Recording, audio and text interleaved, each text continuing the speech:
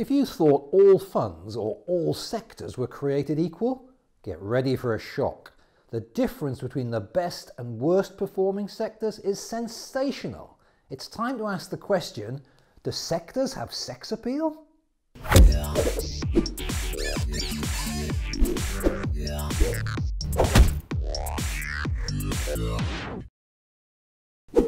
We've been having a debate in recent weeks about the dilemma of investment fund choice.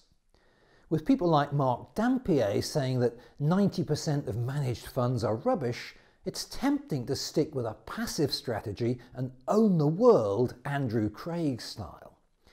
But there's also an argument that says if you pick the right sector to invest in at the right time, the results can blow the lights out compared to a more passive approach.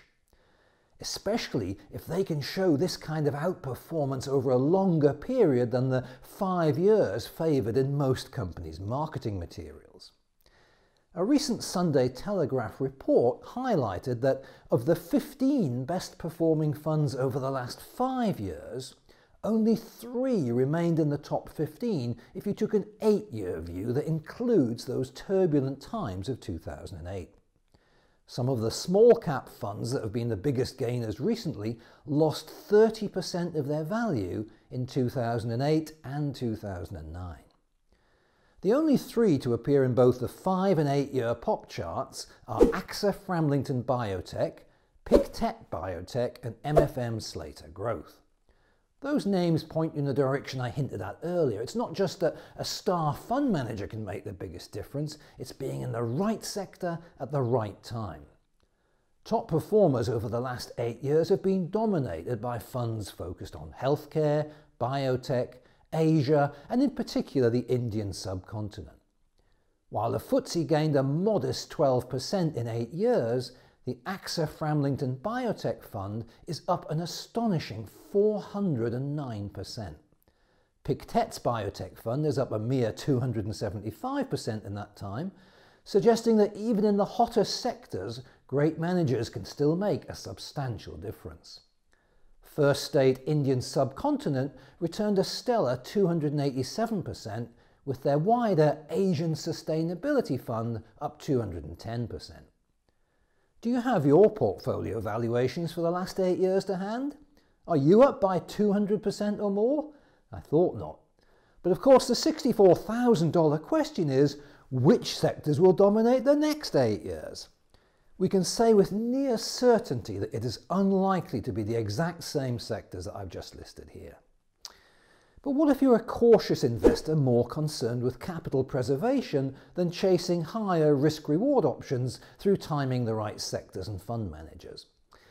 Well, there's a different choice of funds with a very different performance profile. Only 3 funds out of 2,000 have produced a positive return in each year since 2007. Let me say that again.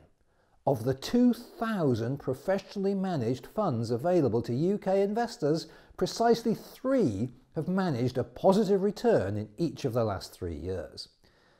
2 of these were in the currently hot sectors of pharmaceuticals and healthcare.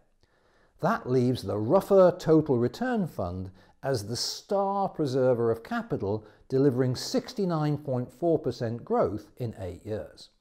Mind you, a third of that came with a big bet on gold and against stocks in 2008. In the last 4 years, the average return has been just 4.45%. So you really do face a choice between high risk, high reward and low risk, low return. What's the moral of this story? I still think that new investors should start with a passive strategy based on the own the world philosophy. But I hope it's clear that there are some outstanding rewards available if you're prepared to invest time and energy to research the sectors that are going to be hot in the years ahead. One way of being ahead of that curve is to make sure you're in the room for the Wealth Summit on Saturday the 7th of November.